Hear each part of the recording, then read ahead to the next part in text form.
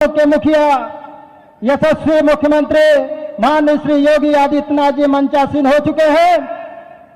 हमारा पूरा अधिवक्ता समाज सेंट्रल बार बनारस बार के सारे अधिवक्ता उनका इस प्रांगण में अभिनंदन स्वागत करता है। अपने यशस्वी मुख्यमंत्री जी से आग्रह करते हैं कि हमारे अधिवक्ता बंधु आपके उद्बोधन को सुनने के लिए बेकरार है, आप आवे और अपने मुखार बिंदु से उद्बोधित करें, हम लोगों को गर्वान्वित करें।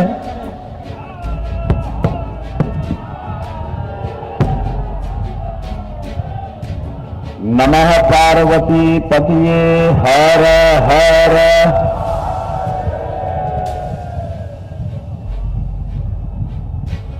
समाज के सबसे प्रबुद्धतम वर्ग में से एक अधिवक्ता समुदाय के साथ आज के संवाद कार्यक्रम में मंच पर उपस्थित प्रदेश सरकार में मंत्रिमंडल के मेरे सहयोगी श्री रविंद्र जायसवाल जी, अधिवक्ता समुदाय से ही जिन्होंने विधायिका में प्रवेश किया है, ऐसे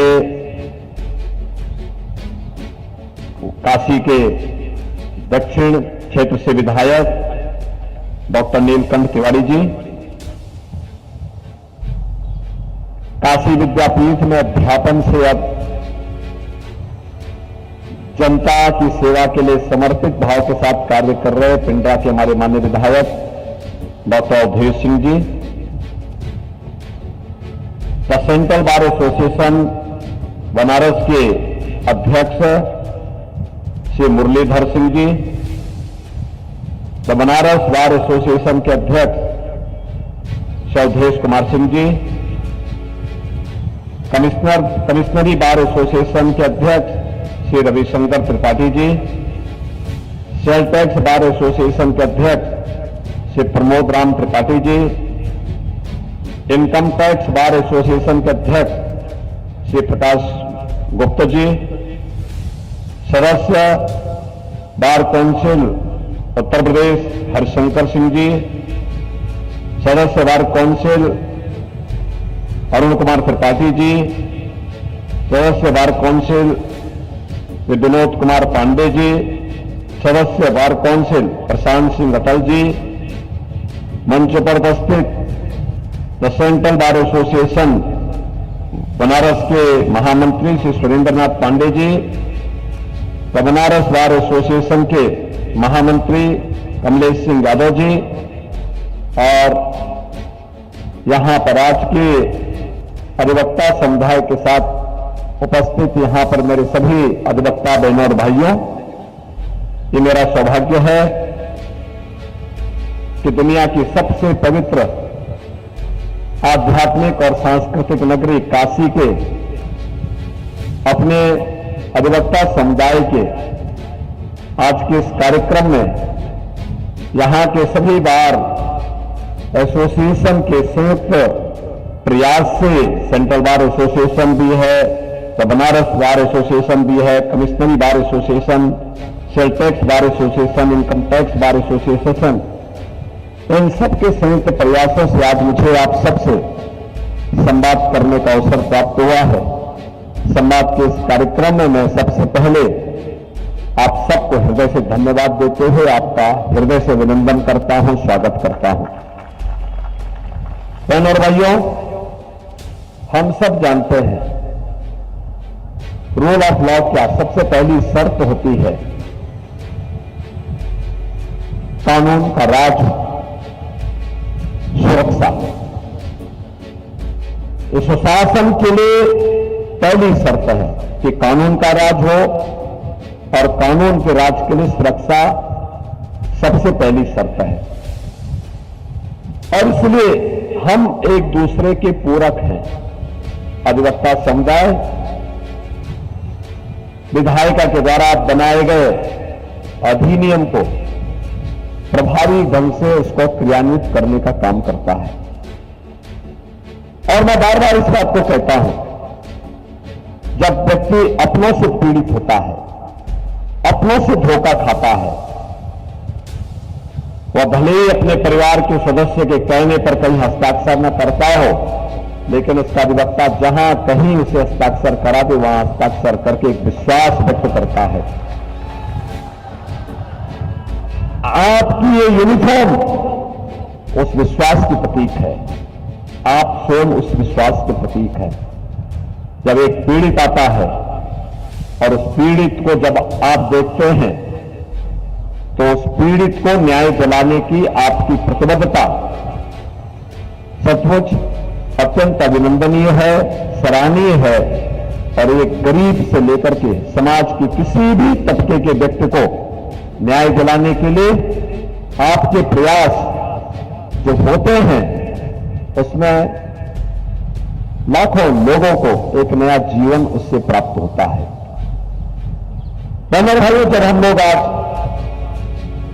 यहां पे अधिवक्ता समुदाय के साथ बैठे हुए हैं, अधिवक्ता समुदाय समाज का एक प्रबुद्ध वर्ग माना जाता है और देश की ज्वलंत समस्याओं से इस समुदाय ने कभी भी अपने आप को अलग नहीं किया। नंबर के निर्माण के लिए प्रयागराज को 11 करोड़ 31 लाख, कासगंज को 5 करोड़ 25 लाख, लखनऊ को 4 करोड़ 88 लाख, श्रावस्ती को 4 करोड़ 85 लाख यह धनराशि अमुक्त हम कर चुके हैं।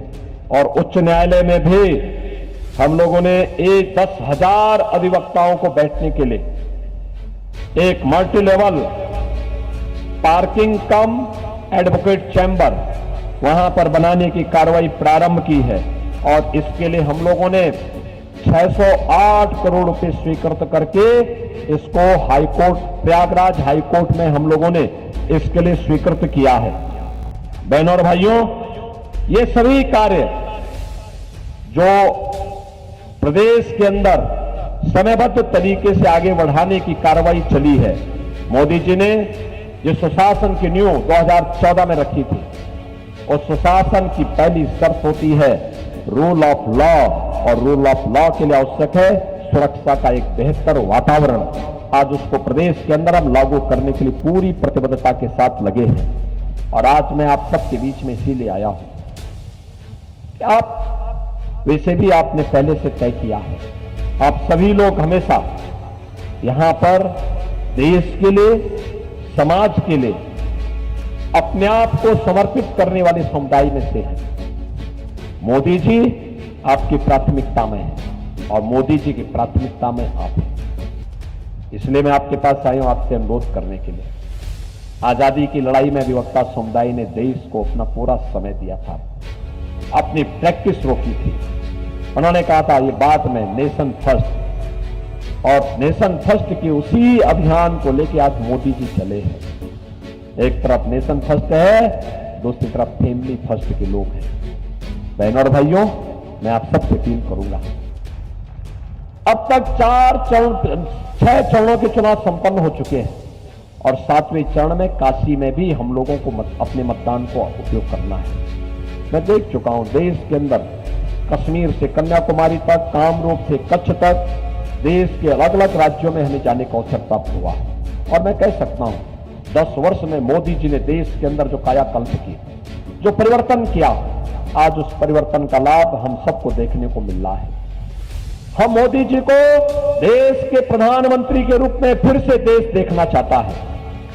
इसलिए देखना चाहता है जैसे मोदी जी के तीसरे कार्यकाल के पहले 3 वर्ष में भारत दुनिया की तीसरी बड़ी अर्थव्यवस्था बन सके, एक आत्मनिर्भर और विकसित भारत के लिए, आने वाली पीढ़ी की खुशहाली के लिए। आज मुझे बताओ, विरासत भी है तो विकास भी है, सुरक्षा भी है तो सम्मान भी है, विकास के स्थानीय कार्य भी हैं तो गरीब कल्याण के कार्य भी हैं। और ये सब कार्य हुए हैं मोदी जी के नेतृत्व में। आप बताओ, हमारा अधिवक्ता समुदाय लड़ते लड़ते थक जाता था, लेकिन अयोध्या का फैसला नहीं आ पाता था। आज तो अयोध्या में भगवान राम का भव्य मंदिर का निर्माण भी हो गया है, भव्य मंदिर का निर्माण भी हो गया है, अब तो कोई संदेह ही नहीं। और काशी में तो आप और भी कुछ कर रहे हैं।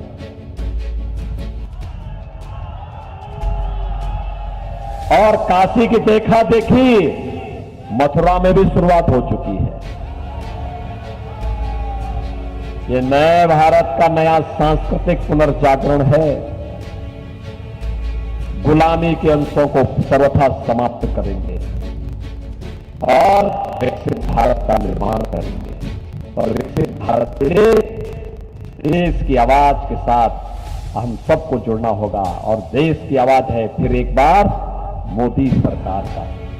देश की आवाज यही है कि फिर एक बार मोदी सरकार का। और मेरी आप सभी सेंट्रल बार एसोसिएशन से, द बनारस बार एसोसिएशन से, कमिश्नरी बार एसोसिएशन से, सेल्स टैक्स बार एसोसिएशन से, इनकम टैक्स बार एसोसिएशन और बार काउंसिल के हमारे जितने भी यहां पे माननीय सदस्य हैं, इन सब से, आप सभी पदाधिकारियों से, पूरे अधिवक्ता समुदाय से मेरी विनम्र अपील होगी, अगला 4 दिन हम देश के लिए मोदी जी को फिर से प्रधानमंत्री बनाने के लिए अधिवक्ता समुदाय, अपने क्लाइंट और जितना समय हो सकता है 2 घंटे, 3 घंटे, 4 घंटे का समय निकाल करके काशी में रिकॉर्ड वोट से मोदी जी जीत करके जाए। देश और दुनिया के लिए एक नया रिकॉर्ड बने, लोगों को बताने की आवश्यकता है। इसके लिए हम लोग जाएं और इसके लिए अपील करने के लिए मैं आज आपके बीच में आया हूं। मेरी बहुत बार इच्छा हुई है यहां पर, क्योंकि मुरलीधर सिंह जी की भी और उनकी पूरी टीम, यहां पर अवधेश कुमार सिंह जी की भी और उनकी टीम, कई बार मुझसे मुलाकात हुई। नीलकंठ जी के साथ भी आए थे लोग और इन्होंने कहा कि कार्यक्रम, आज मैं संजोग मानता हूं, चुनाव प्रचार की बहाने आपके बीच में मुझे आने का अवसर प्राप्त हुआ। और मैं चाहूंगा कि 4 दिन का समय एक एक व्यक्ति के साथ हम जाएं, बातचीत करें और कहें कि भाई देखो, हमें देश के बारे में सोचना है, स्थानीय मुद्दों को समाप्त करो।